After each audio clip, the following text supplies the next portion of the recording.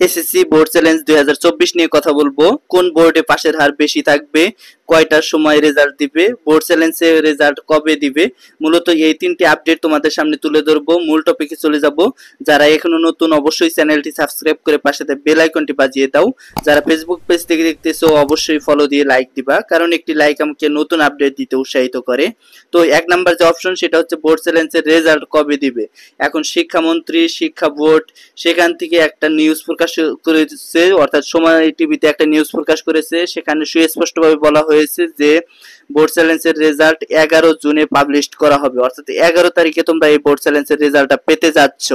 এখন 11 তারিখ কয়টার সময় রেজাল্ট পাবলিশ করবে, অনেকেরই এটা প্রশ্ন যে 2022 সালে, 2023 সালে, 2024 সালে কিন্তু একই টাইমে, প্রায় সেম টাইমে তারা বোর্ড চ্যালেঞ্জের রেজাল্ট পাবলিশ করবে বা করেছে। এবারও তার ব্যতিক্রম হবে না, অর্থাৎ 2024 সালে 11টার সময় বোর্ড চ্যালেঞ্জের রেজাল্ট পাবলিশ করা হবে।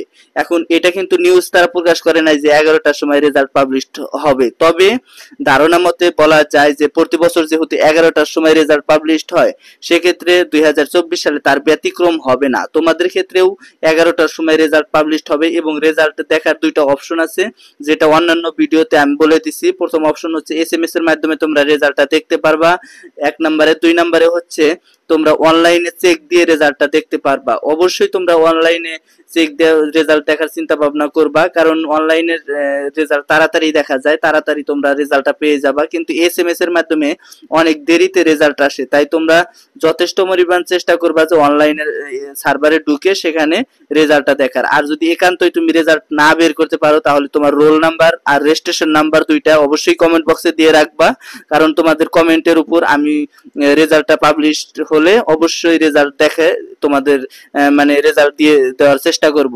আর তিন নাম্বার যে অপশন সেটা হচ্ছে কোন বোর্ডে পাশের হার বেশি থাকবে। এখন দেখো, শিক্ষা বোর্ড কিন্তু বলে না যে এই বোর্ডে পাশের হার বেশি হলো, এই বোর্ডে পাশের হার কম হলো, তবে তাদের বোর্ড চ্যালেঞ্জের ক্যাটাগরি অনুযায়ী পাশের হার থাকে। এখন দেখা যায় প্রতি বছর ঢাকা বোর্ডে মানে বোর্ড চ্যালেঞ্জের হার বেশি থাকে। যে বোর্ডে বোর্ড চ্যালেঞ্জের হার বেশি থাকবে, নিশ্চিতভাবে বলা যায় যে সেই বোর্ডে পাশের হার বেশি থাকবে, কারণ পাশের হার নির্ভর করে বোর্ড চ্যালেঞ্জের উপরে।